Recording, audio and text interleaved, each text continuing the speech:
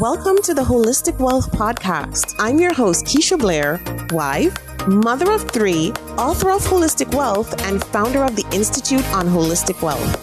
The show will showcase various experts in the key pillars of holistic wealth. Each week, we deliver the best information on how to become holistically wealthy and live your best life. Today, we have a solo episode on coping with a holiday stress.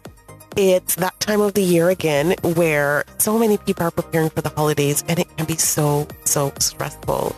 So it's great that we can spend some time just reflecting on what we want our lives to look like, even in a busy, stressful time like the holidays, when it seems like we completely lose control of our schedules, of our days, and it seems like everything's just a big whirlwind.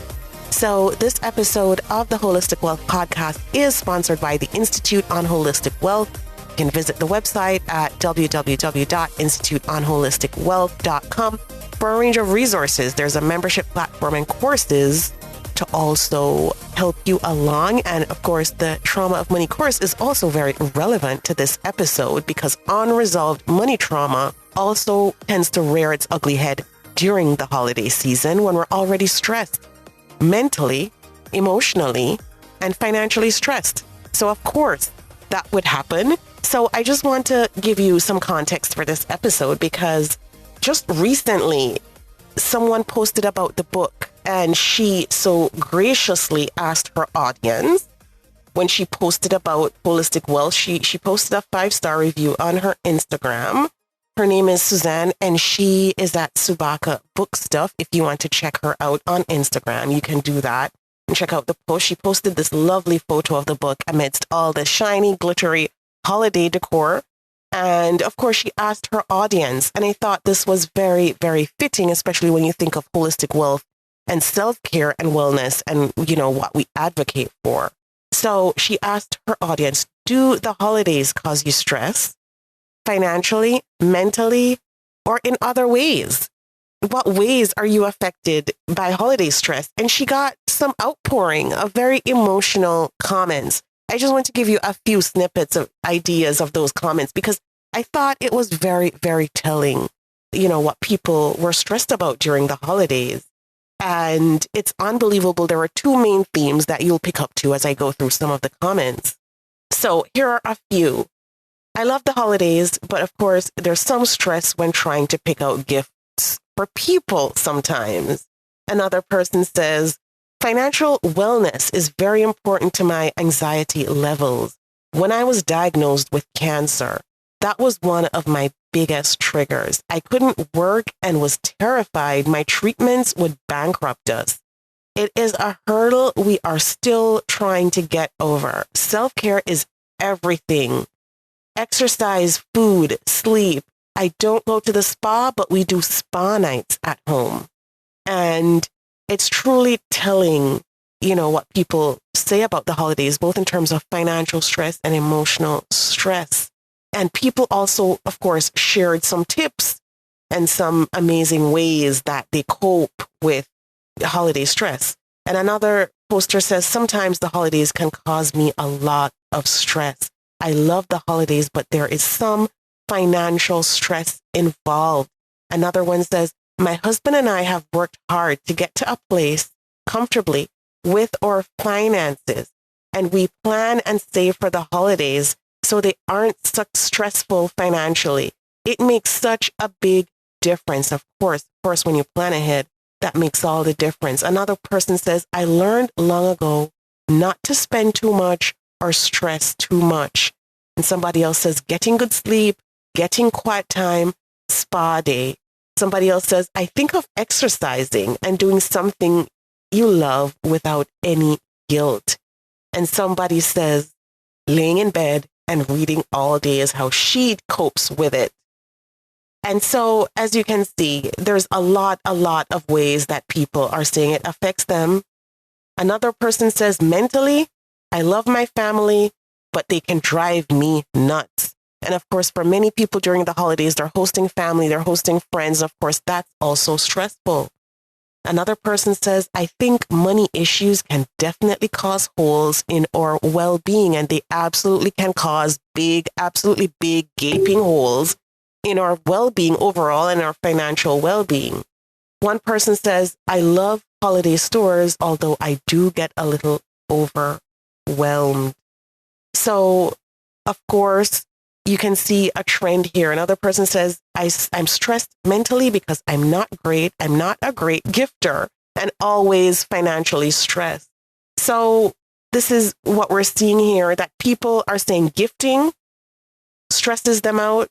Having that mental stress is a part of it. And it causes, stress in other areas. And of course, financial stress causes gaping holes. So we're seeing that there. So I just wanted to pick out a few of those just to give you an idea of what people were saying as we head into the holiday season, just as a reminder to everyone that during the holiday, we have to become more intentional about self-care, or else we leave out of the holiday season feeling tired, stressed, and with more debt. And in this period of high inflation, that's something that we want to keep in check. So I know this time of the year can be so emotional for people as we're giving gifts to our loved ones who we love so dearly. So we get all emotional. Of course, we want to give the best. We want to give the best we can give. But there's so many ways that we can help and give love to our loved ones that aren't always financially driven, right? So just a few tips. And, from these comments, we gathered a few tips here in ways that we can exercise self-care, to make the holidays more livable. And those include, of course, getting enough sleep, mindfulness. And if we challenge ourselves every single day to be mindful, so just devote 5 minutes to mindfulness every day. So find somewhere quiet and end your day with a brief meditation, or start your day with a brief meditation to help you relax and reconnect with yourself. So if you create a moment for yourself, right, with daily meditations, that also helps. Taking a walk outdoors, just go in nature, just take a walk, just go away from all of it. Create that quiet time with yourself to take a walk. That's amazing, as well as doing something else that you enjoy, whether it's walking, knitting, reading, journaling. That also helps. And whenever you have time to eat a meal, create a calm environment and eat. And when we talk about intuitive eating, right, and eating for health and mindful eating, which is also very important, that we also concentrate not on the worries and the stress of the day, but concentrate on this nourishing meal that's in front of us, that's going to nourish our bodies and give us the energy to go on and to carry on the next day.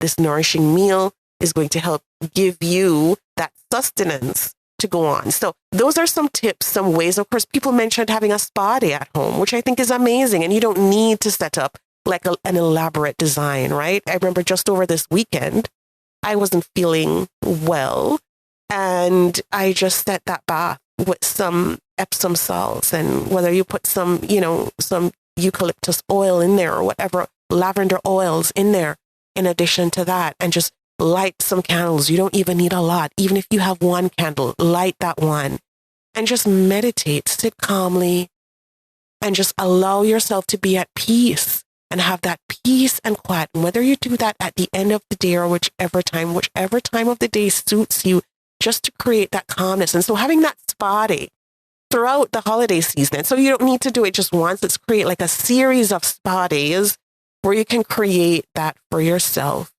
It's amazing what we can do when we dedicate the time, we do it intentionally.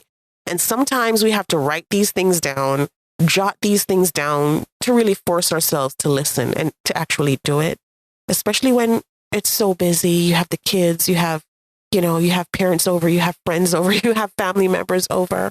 It's so easy to get pulled away in different directions and not remember these things. But I'm also imploring everyone to try to just enact that period of self-care for yourself during the holidays. And these are some small ways of coping. And also remember your personal financial identity for the holiday season and beyond. For those who haven't taken the quiz, it's on the Institute on Holistic Wealth.com, that website. It takes 2 minutes. It's free. and you'll find out your personal financial identity if you already haven't. And this is key to remember for any gift-giving season and for any season of your life, that we have to be true to our personal financial identities too, so that we don't go overboard and risk doing things that we shouldn't. It's so easy to follow the crowd during the holidays, right? And go overboard. But when we know who we are financially, it's easier not to do that. So do that. If you have a copy of the Holistic Wealth Personal Workbook, there's also a budgeting template there that can help you with your holiday budgeting. And so that's also helpful. And of course, if you feel like you've suffered through any money trauma, it's also important to also deal with any unresolved money trauma. Now, the Institute on Holistic Wealth has a course available on money trauma. It will help you to deal with your own personal money trauma, as well as to help others. Once you're done, the certification allows you to help others with theirs. And it's amazing. It's at these times, the most stressful times, the times when you're called upon to spend more and go above and beyond. That's when unresolved money trauma rears its ugly head. And so it's critical to be self-aware of that. Self-awareness is the first step, I always say. So it's critically important. So just to end there for this week, I hope you have a great week going forward. And just to say that and remind everyone about this event coming up that I will be speaking at. It's on December 6th. It's in Coral Gables, Books and Books, Coral Gables, and it's put on by the Women's Edge. I'll be the keynote speaker there, and I'll be diving deep into holistic wealth, which is amazing, and speaking to women's leaders on the topics of financial literacy, wealth for women, and holistic wealth. And I know for many of you listening in, and I know there's a huge audience in North Carolina, and I just want to say for everyone listening in and those in North Carolina, love you guys. If you have a chance to come down, do so. And if not, join us virtually. We'd love to see you, and absolutely, absolutely share this episode so that others can get some tips on de-stressing during the holidays, because I think that's so important, right? We all need these de-stressing tips. So everyone, till next week again, have a great week. And remember, listen, let's keep de-stressing front and center throughout the holiday season. That's what I want for myself and for everyone listening in. Love you guys. Take care. Bye. Thank you for joining us this week on Holistic Wealth with Keisha Blair. Make sure to visit our website, KeishaBlair.com, where you can subscribe to the show on iTunes, Spotify, or via RSS, so you will never miss a show. While you're at it, if you found value in this show, we'd appreciate a rating on iTunes, or if you simply tell a friend about the show, that would help us out too. Are you a member of the Institute on Holistic Wealth? If not, what are you waiting for? Go to instituteonholisticwealth.com/memberships to choose your membership plan and join. As a member, you get so many perks. Free worksheets, advice, coaching, and a member's workshop to design an intentionally designed life. You need to figure out your life purpose? Take the Build Your Life Purpose Portfolio online self-paced course. You're struggling with all your money decisions? Take the free financial identities quiz and then take the course. You recently had a breakup, job loss, or experienced the death of a loved one? Take the Holistic Healing course. You need an overall plan to achieve holistic wealth? We will help you figure out your holistic wealth blueprint. And of course, if you want to start making money by helping others achieve holistic wealth, become a certified holistic wealth consultant. Regardless of what career you've got, the Institute will show you how to increase your income and walk in your purpose. The sooner you join, the sooner you start to achieve a more holistically wealthy lifestyle. And you're going to want to stay for a very long time. So go to instituteonholisticwealth.com/memberships to join. If you haven't read the book yet, pick up a copy of the award-winning, best-selling Holistic Wealth 32 Life Lessons to help you find purpose, prosperity, and happiness.